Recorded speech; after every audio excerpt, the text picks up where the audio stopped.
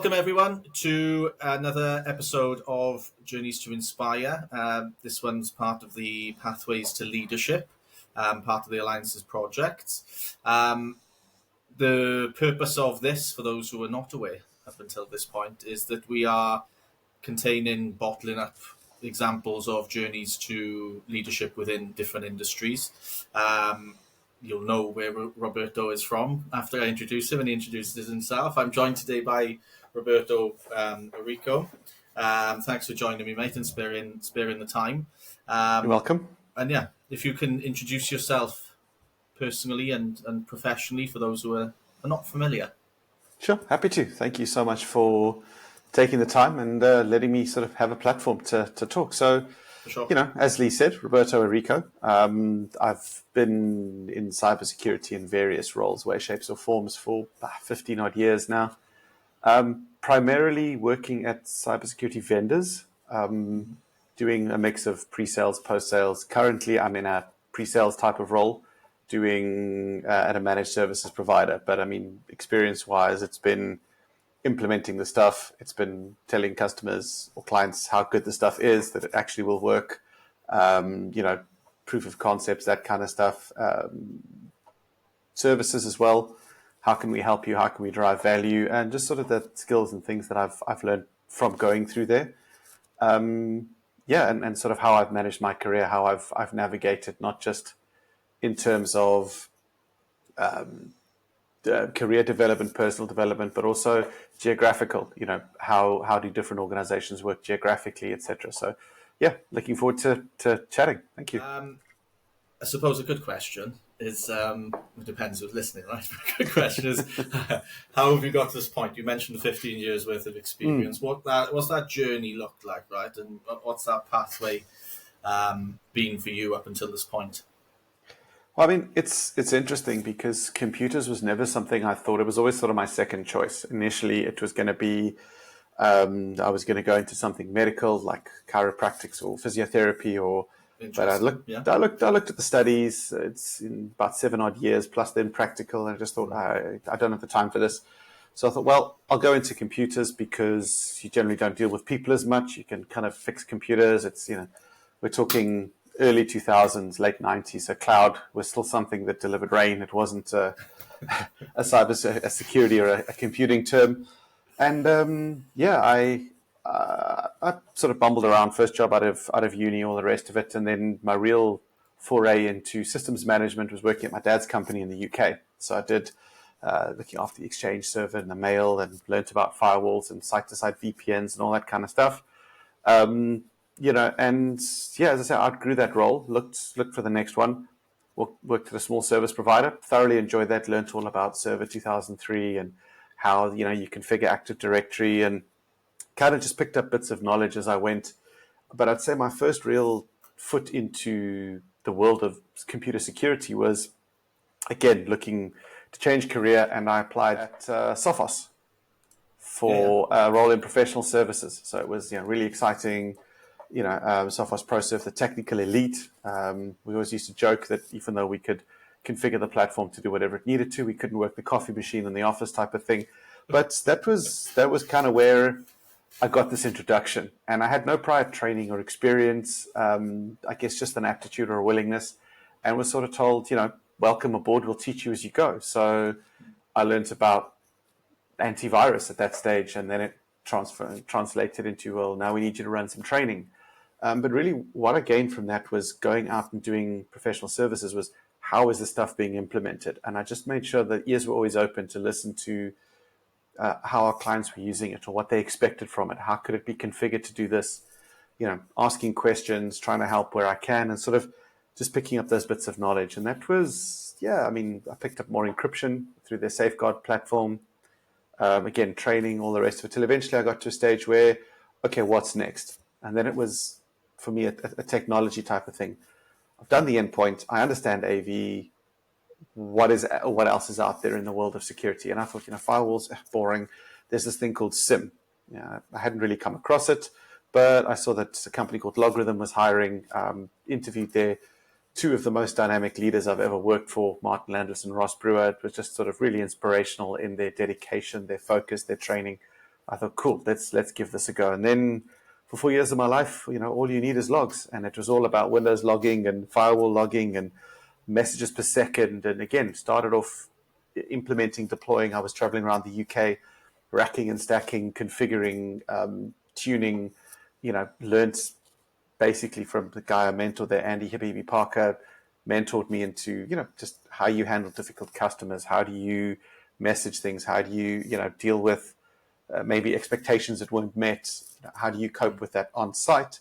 Can you maintain your composure, et cetera, et cetera? So, yeah, that was fun. That was interesting. And I think at that organization was where Martin Landless turned around and said, you'd actually be really good at a pre-sales type of role. You've done this. You've implemented it. You've got good security knowledge. Take that and use it to show the value of this to new clients. I thought, well, what could possibly go wrong? So, at that point, didn't have children, dependents, etc. Was just married. So I thought, well, let's give this a try, because if it all goes wrong and I'm eating, pot noodle for a week, so be it, type of thing. It's only my own life. So yeah, that's when I got into pre-sales, tried that, got comfortable with pitching, with talking in front of crowds. And from then on, it was, again, okay, well, I've done this SIM thing for 4 years. What's next? Well, there's this technology called EDR. It sounds quite interesting. So off to, well, actually, I took a year's hiatus to do managed services. I went off to Verizon Managed Security Services. Didn't enjoy it. Realized I wasn't a big company type of person. I prefer smaller startups, etc. That was just more my speed, more dynamic. You can affect more change. You're not bogged down by process. Nothing wrong with that. No disrespect to anybody. Just didn't suit me. So, learned that about myself. I had a look in my area. Carbon Black was hiring in the Reading area. Joined them. Slightly different partner solutions. So a little bit of pre-salesy pitching, etc., but also very technical. How does a solution work? Carved out a little niche for myself there within the IR partner community that I thoroughly enjoyed. And from then it was then decision to move to South Africa. And that's where it was, okay, well, Carbon Black doesn't have an office. So where do I go for? And thanks to the journey I'd been on, I thought, well, I could do a pre-sales, a post-sales, a partner solutions channel type of role. There's lots of options, and channel here in South Africa is quite strong. A lot of the vendors, etc., leverage the channel here because it just makes more sense. They can extend into the region without having to actually have people and offices. But I was lucky that Cybereason had a presence down here, pre and post sales. They were looking for an SE. That made the move back to South Africa fairly easier. Know that I had a job here. It was a bit challenging adapting from a UK mindset to a South African one, learning the industry, the players, the movers, the shakers, etc. But navigated that, got my head around the partners and the channel here. And up until, I say the end of last year, almost a year ago, I was at Cybereason, very happy. They did go through some right sizing. It's the first time in my career that I've ever sort of faced something like that. But again, took the decision to say, okay, well, if my role's at risk, I'll take that leap and try something different. And I've now wound up at Orange Cyber Defense talking managed services and thoroughly enjoying it. Again, the reasons for that is not so much that it's Orange Cyber Defense, but here in South Africa, it grew up from a company called SensePost. And for years, I've watched them, I followed them. Their sort of pedigree has just been amazing. So I wanted to work with them. I never actually thought I was technical enough to work for them. I actually joked to say, well, I'm glad you guys have finally dropped your standards enough to hire me. Again, just working with various clients, understanding the solutions, the services. It's nice to talk a little bit more freely, not be bound by the same sort of corporate pitch deck. You can kind of take the conversation in multiple places, which I think for me ties into the experience that I've had, which is quite exciting.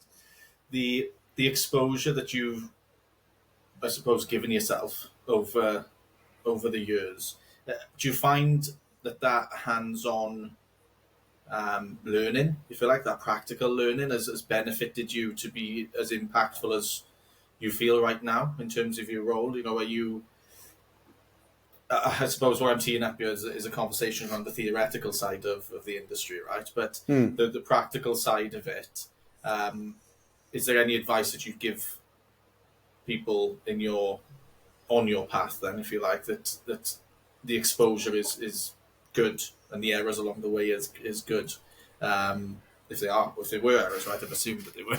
But typically it's Well, cybersecurity, so it might have been one or two.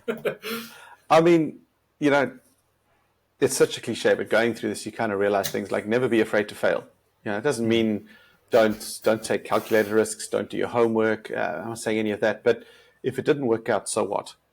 Many people before you have tried and failed. Many people have learned. I learned fairly early on to work sort of within your limitations. So I'm not going to say to someone, "Yeah, it'll absolutely do this." I'm not sure if it'll do that. We can try, or I'll ask some questions. Don't be afraid to say you don't know. Don't be afraid um, to go and do some more reading or research, or ask an expert if you're not. Just make sure that you kind of circle back and close that loop. And I guess, yeah, throughout all of it, I've picked little things up from organizations as I've gone. And, I'm not a huge believer in like corporate values and things like that. That gets drilled into you normally your first week of onboarding. These are our corporate values. This is our mission and our statement. And then you don't hear it again. But through the later years of my career, that actually started to resonate more with me. And I think organizations take it more seriously. So they start to talk about, I know there was one at an organization I worked with, and it was actually quite nice because their values were things like win as one. And that was, as an organization, we all need to be successful. And previous orgs I'd worked at, it was quite cutthroat. It was sort of, as long as, I'm doing okay, that's all that matters. And I will sell what I can, for example. It doesn't matter. Let's not confuse sales with delivery, right? It's not on me to make sure this all works. Yeah, I'll tell you that this product will, reorder your groceries when you run out and bring you your slippers at night. It won't. It's an antivirus. That's all it does. But I'll just upsell it a bit. And as long as there's no POC, we get the order. It's done. So, yeah, setting expectations is critical, is key. Don't be afraid to fail. Challenge yourself as well. Try something different. You're never going to be perfect. You're never going to be expert. Sometimes done is better than good, right? You did it. You made it work. That's all good. And yeah, I mean, don't be too afraid. Stuff moves so quickly in cybersecurity, and there's so much learning, good and bad. There's a lot of fear, uncertainty, and doubt. So, stay curious, stay hungry for knowledge, but also stay critical. Don't just accept stuff and be like, oh yeah, that's the way it's got to be. I think that's what stood me in good stead throughout my career. Is also I sometimes joke that I'm too honest to be in sales, because I'll gladly tell you if something won't work or doesn't work the way you expect it to, purely because at the end of the day, it's my integrity and my reputation. I want to be known within the industry for, what I say is pretty close to the truth or pretty close to reality, not, yeah, don't believe a word that guy says, or make sure you get it all in writing. I try and abide by my word, abide by my handshake, and keep it honest, really. Yeah, I think it's a sustainability model for anyone, right, in the industry is that don't just agree because the stature of the people in the room, and don't just go with the flow if you don't think it's right. Be heard, but don't just be loud. And I suppose the experience that you've had has put you in good stead for that, right? And I've spoken to a number of different levels of sales, as you can imagine. When we were a little bit more heavy on the trying to achieve sponsorship and things like that. You speak to different levels of sales, and I suppose the competency varies from a sales side of things, right? And I know a lot of the exec or end user, or however you want to categorize the community within the alliances themselves, they work with people who have developed relationships with them, and you can only develop relationships with them if you're trusted. And I think there's a lot. It takes a lot to get to that point, and I think your exposure's helped you with that. I want to touch on one area which is ever coming up in conversation, right? Especially as I work with more junior, without sounding condescending, but the budding CISOs, if you like, and C-level executives and leaders in the industry, is certifications. Certifications are a debate in itself, right, in terms of their value and how much competency they prove. But then the requirement for them if you want to add metrics to the CV and applications and how to stand out and things like that. There's certain ones that are recognised that HR will quickly chat GBT while the top 50 or while the top 10 that someone should have at this level back in 2021. But no, in terms of certifications and things like that, what's your view on that, right? And how have you embraced or not embraced them, and rationale behind that? I mean, I will stress that these are my views. Please don't attack me on LinkedIn or try and come at me. I mean, certifications are good. I wouldn't say shied away from them. I went through, for example, the boot camp for CISSP, but for me personally, I struggle with taking exams. Whatever that could be, just how I consume knowledge, how I do. I'm far more of a practical learner, so I struggled a lot in like lockdown when everything was being done remotely, and suddenly, training and stuff was sitting watching a video, and I find sitting looking at a screen trying to pay attention to a video is just dire.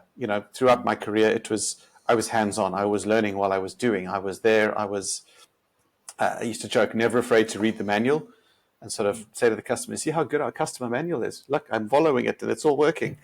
But so yeah, when it gets to things like CCNA, for example, I sat the exam. I think the pass was 80. I got 75. I'm like, it's close enough.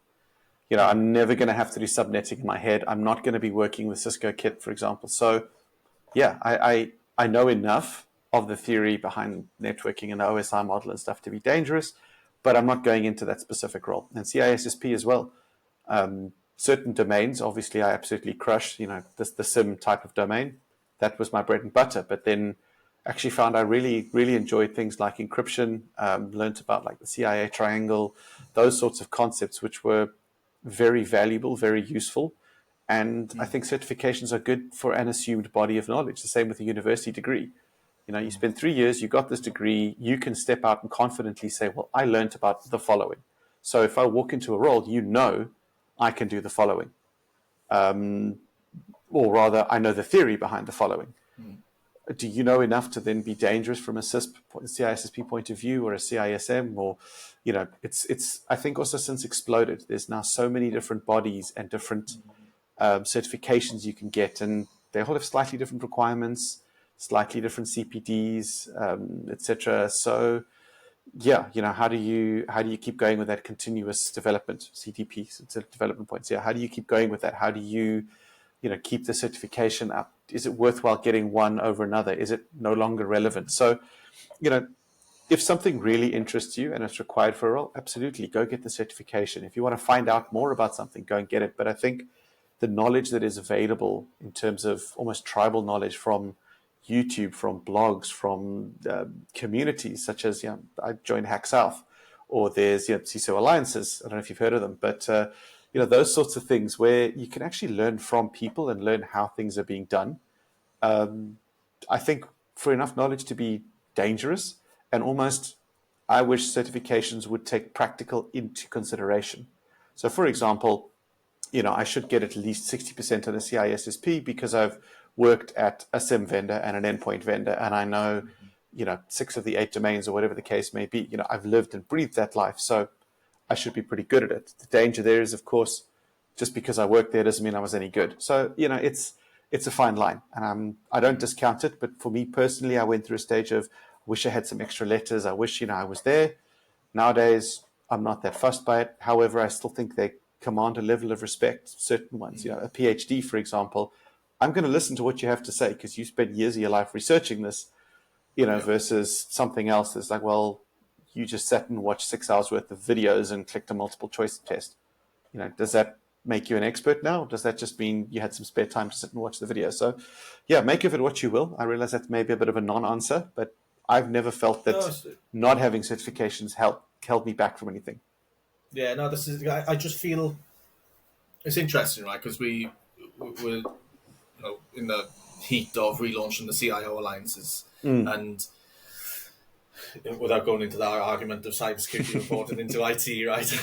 I know that sort of fun stuff, right? But I see the journey of the CIO quite similar. The journey of the CISO quite similar to the CIO over the 11 years that I've worked in the industry on the fringes, but the CIO commanding and demanding a voice in the organisation, digital transformation, obviously catering and servicing the entire organisation.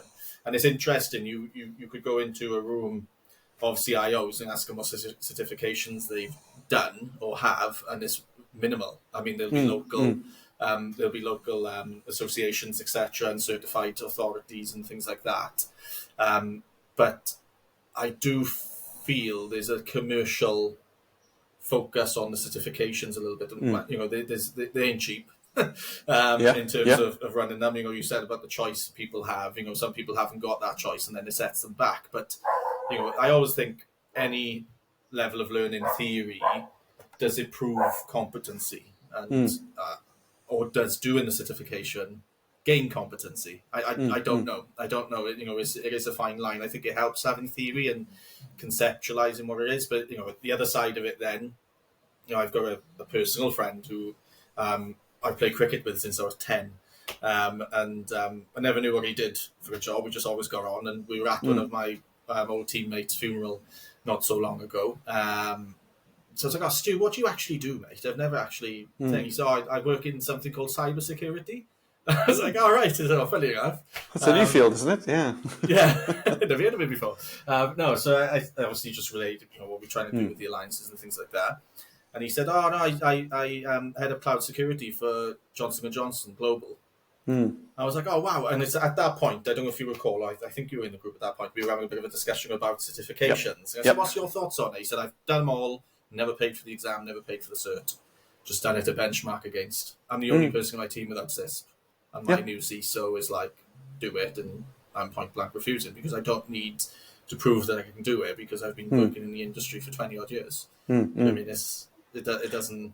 Similar to how I feel, but I think for someone sort of breaking in nowadays, also bearing in mind 15, 20 years ago, nothing existed. I mean, our generation was born analog and has now matured into digital. If I look at the next generation, they're born into digital. So certifications, and certainly it become more part of the curriculum. It'll be, assumed that you need to know this. The internet was never designed with security in mind. It was designed to keep computers connected. It wasn't designed for social media, for e-commerce, for any of that kind of stuff. So we've had to sort of adapt as we go. And I think as we've grown this cybersecurity thing, collectively, we've realized maybe some standardization is a good thing. So we need some certification so people know they're not repeating the same mistakes, learning the same stuff. We've taught them, we've trained them, they're at this level. So I think it's good, and it's going to become not necessarily you have to have this cert for this job, but it'll just become more in terms of the knowledge everywhere. User awareness, don't click on phishing links type of thing. That used to be quite specialized. Now it's everybody. Security is everyone's problem in the organization, in the industry. Everybody has email. Everybody's a risk. Everybody's a vulnerability type of thing. So as our thinking changes, so I think the awareness and training just automatically is given to the wider people. It's not, hey, listen, you have to have a system to be in cybersecurity type of thing. It's always that risk of being a barrier, though, isn't it? In some cases, for people, as we mentioned, everyone exams well, and it can restrict, But there we go. It's a conversation that will continue, no doubt. But there we go. You spoke about your journey in general, some of the failings along the way, if you like. I think it's really important, and you just touched on it there, in terms of creating that baseline of knowledge or understanding, and not inheriting mistakes or repeating mistakes necessarily that already exist in the industries. It's one of the reasons I launched the alliances, in that it was completely unnecessary for someone to go through the hardship that someone else has gone through, right? And share that. It's difficult to do that because people just don't want to go over old ground sometimes, but it's important for the next generation, right? But is there anything in particular that you would like to have changed, or is there any advice that you would have given your younger self? Possibly a two-part question there.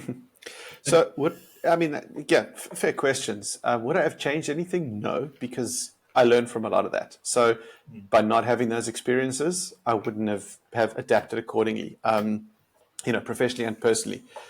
a few things that spring to mind. I remember the first training course I delivered. I didn't really prepare.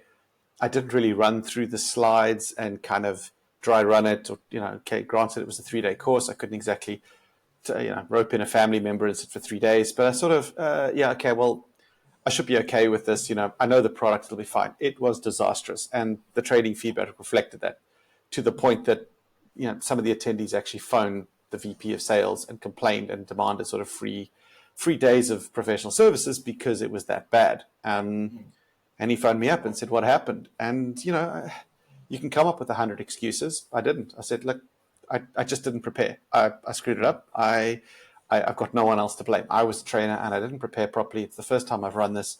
So yeah, it was bad." And he said, "Well, that's all I needed to hear. I don't need to give you anything else.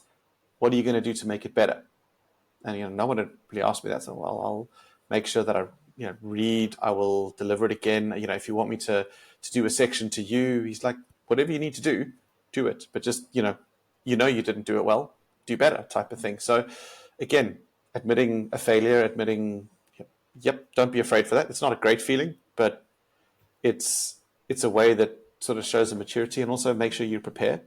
Make sure that you kind of you put the effort in, and there's so many cliches. So advice to my younger self, there's the 6P model. Prior planning prevents pretty poor performance, I think, is the sanitized version of that. And there's, every drop of sweat in training prevents a drop of blood in combat, type of thing. So there's a lot of cliches around it. But yeah, be, as I said, don't be afraid to fail, but prepare that you're not gonna, set yourself up for success. And equally, the advice I'd give is listening, really, really listening, particularly if you're in a sales role. When you're talking to people, pitching, etc., don't just stick to what's on PowerPoint. Start with some open questions. By open questions, they're not a yes or no answer. If I had to ask you, Lee, do you like coffee? Your answer is going to be yes or no. But if I say, talk to me. What does your ideal coffee look like? You can't say yes. Yeah, well, I'm quite partial to a cappuccino. Oh, really? The conversation moves on from there. So listening to what you're saying and probing questions from there uncovers a wealth of information. It gives you so much more to then offer some value back to your client, right? Your clients are sitting, CISOs especially, are sitting with vendors and service providers and account managers, chasing them daily with emails and offers of a free this and a lunch here and whatever the case may be, and a quick catch up. And make sure you value their time, offer them something valuable. When you talk to them, make it relevant. Make it, I understand you do things this way. We can help you with that. We have a solution to that. Or do you find that it's really difficult doing this? Yeah, I actually do. I hadn't really told you that, but it seems like you understand. Yes, I understand. Let's work on this together. So, that's it. Preparation helps with that, as well as, listening. Really listening to a question, listening to what people are saying and giving an answer accordingly. Yeah, no, that's fair, mate. I think it's, unfortunately, some of the sales training that I went through, telesales essentially is what the summit organising is before I launched this, where I applied myself. The first alliances chapter was 27 CIOs at the Fire and Ice in Melrose Arch, and a Google Trends agenda, and just an opportunity to listen to what the community actually want for their time, and loyalty of their time. You're right. I think sometimes in sales you can value the money a little bit too much, and not appreciate the time and give return for people's invested time. And that return for invested time is simply just listening to them half the time. It's a numbers game. It's a numbers game, right? You've got a quarter, you've got a number, you've got to get there. So be a bit more targeted, a bit more focused. Yeah, no, for sure. Imposter syndrome. I think we organically and authentically move over to imposter syndrome, possibly from that last question. Talk to me about that, mate, for yourself, because again, I've worked in sales myself for a number of years, and it's a level of understanding within the entire widespread role of the executive that's working for you, not the siloed area that you want to help them with. The imposter syndrome. Where do How do you manage that if you do experience it? It's not super right. Well, I mean, I personally think everyone experiences it. Some people are just aware that they do, others aren't, and others are quite happy in the, what's it? I forget the actual ones, but it's unconsciously ignorant or something like that in terms of the Dunning-Kruger. So they just, Yeah. they just carry on regardless. But I think everyone in this industry, probably all industries, go through a time where they go, I'm not good enough. Should I be doing this? Is this the right thing? And they doubt themselves. And it's good. It's a nice gut check. As I said, looking at this job at Orange Cyber Defense, like, but these guys were SensePost, like they're ethical hackers, they're pen testers, they've got a damn good reputation for what they do. Like, am I going to be good enough for them? And I've realized there's actually a lot of skill I can bring into their organization that, a pen testing organization may necessarily not have. For example, they couldn't tell you the inner workings of like an EDR, just how to bypass one and make sure it doesn't detect you. So, coming with my background, saying, well, this is how a SIM generally is licensed and it works. This is how an EDR and XDR works. Oh, cool. A little bit of information there. So I think, remember, anybody can learn from you, from what you have to say, but also accept the fact that you're not the smartest in the room. And if you are, then you're in the wrong room. Accept the fact that you can learn from people, accept the fact that people are going to try and prove you wrong, sometimes legitimately, sometimes not. And also accept a differing point of view. You don't have to back yourself to the death, but unless obviously you are factually or technically correct, which is the best kind of correct that there is. If it's an opinion, and working for cybersecurity vendors, there's a lot of opinion, there's a lot of marketing. So there's a lot of stuff that I've got to say that maybe I'm not particularly comfortable with, or that I don't think we can back up, right? But I'm still kind of designated, I have to say this because that's the marketing tagline, etc.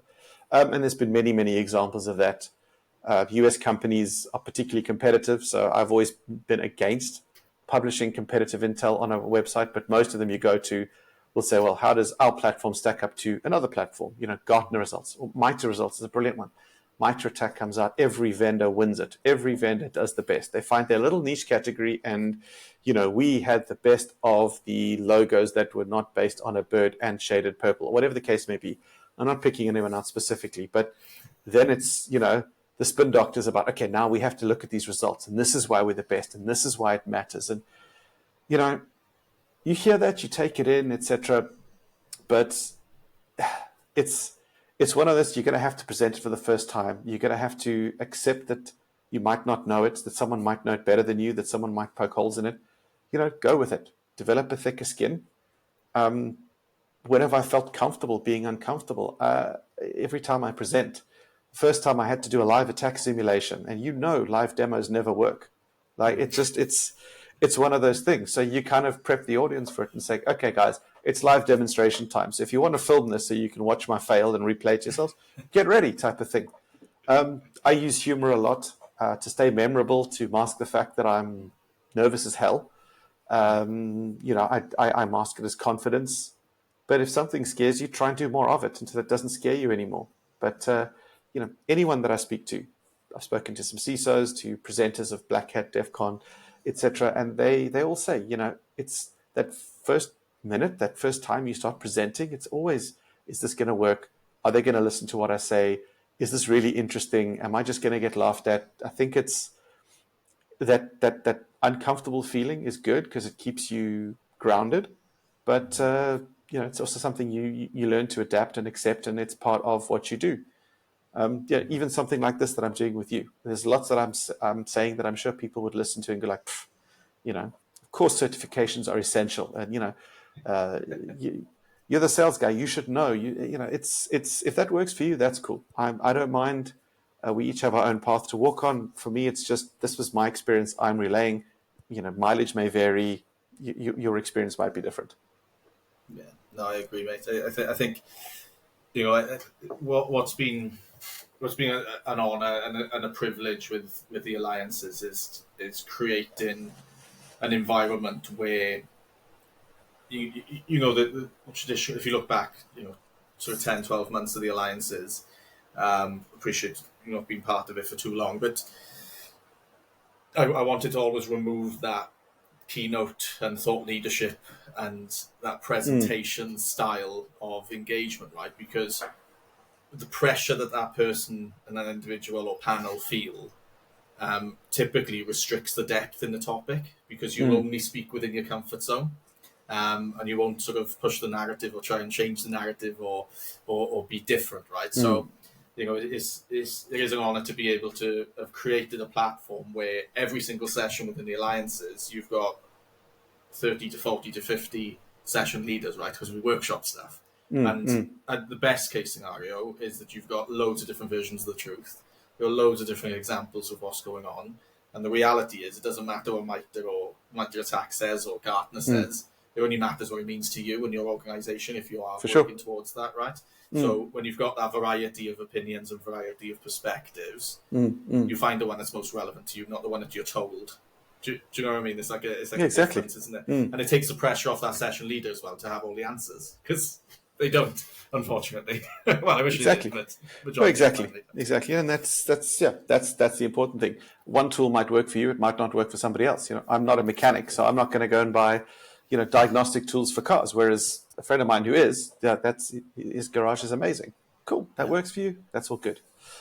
I want to talk about the next generation, right? You mentioned Hack South. They actually met Charles Roth last week.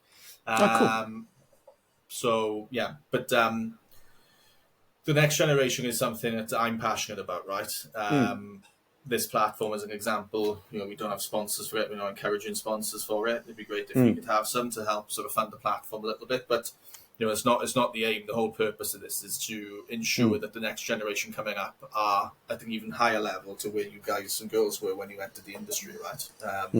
Or be equipped to be able to do that. Practically speaking, next generation to you, what are you involved in, mate, that's helping you pay it forward, if you like, in terms of your experience and your learnings over the last 15 years? Paying it forward became really important to me. I've always thought, the way I learned was by going out there and just listening to other leaders and, how are different teams implementing a SIM or an EDR, or, what are they looking for from this? Can I take that and use it?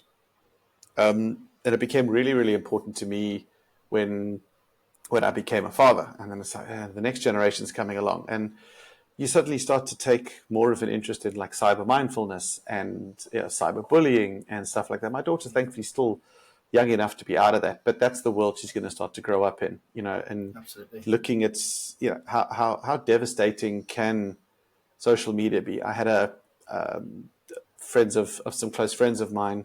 She unfortunately had intimate pictures of herself posted online without her consent, and it absolutely ruined her. And they asked for some help to say, we need to get these pictures taken down.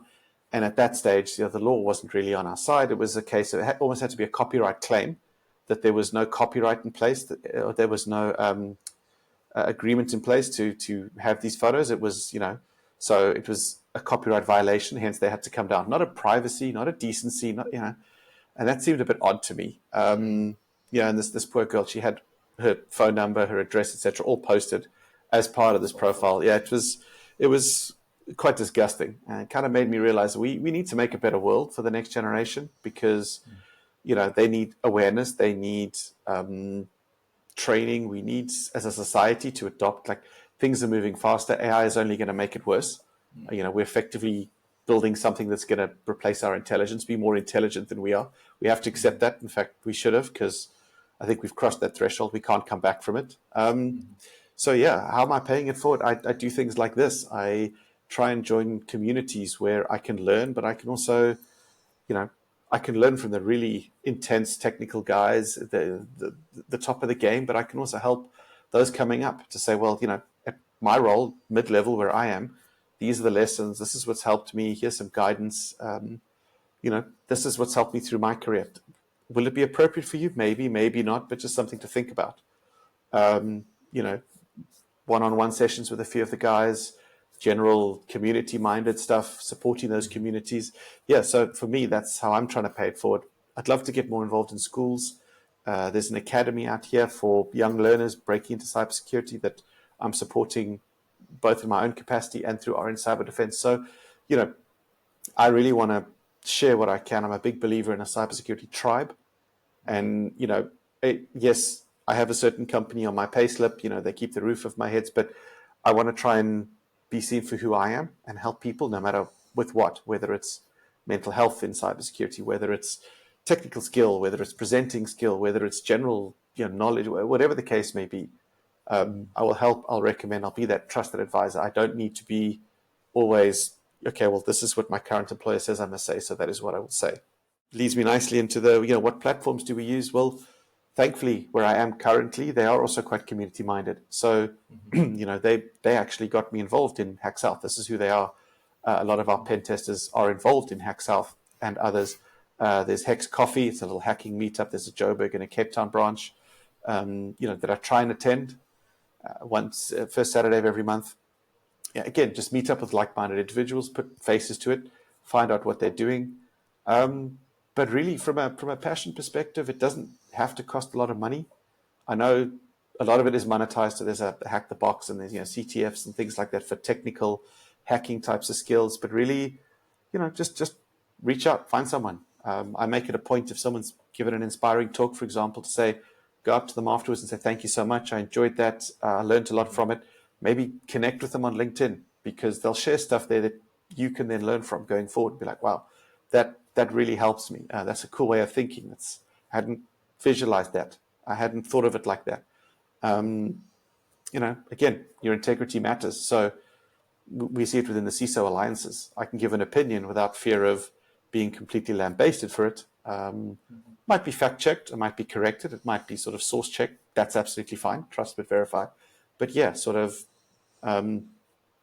this is what I think. Oh well, there's merits. There's it's non-confrontational. Yeah. It's done in a very collaborative way, which I think is the most important of any platform, of any community. And individuals-wise that have helped me, again, people that I've enjoyed. One that springs to mind is Sam Curry. He's now CISO of Zscaler. He's always had time. He always makes time for a chat or a catch up. Anna Collard is another one, just for her work on mental health and burnout, etc., and wellness within the industry. I think is becoming a huge problem, something I've experienced, and I found her resources quite helpful. So yeah, there's lots of different avenues and facets. There's lots of people who will support you. Don't be afraid to reach out, to wade in. But no, I really appreciate your time on it. I think you've really given a good angle to the industry in terms of your experience and your perspectives that so many people will have affinity with, right? So I'm looking forward to publishing this one and getting it out there. Thank you very much for your time. Absolute pleasure. Yeah. Thanks for giving me the platform. Thank you for listening to me talk, and we'll catch up. Appreciate it. All the best.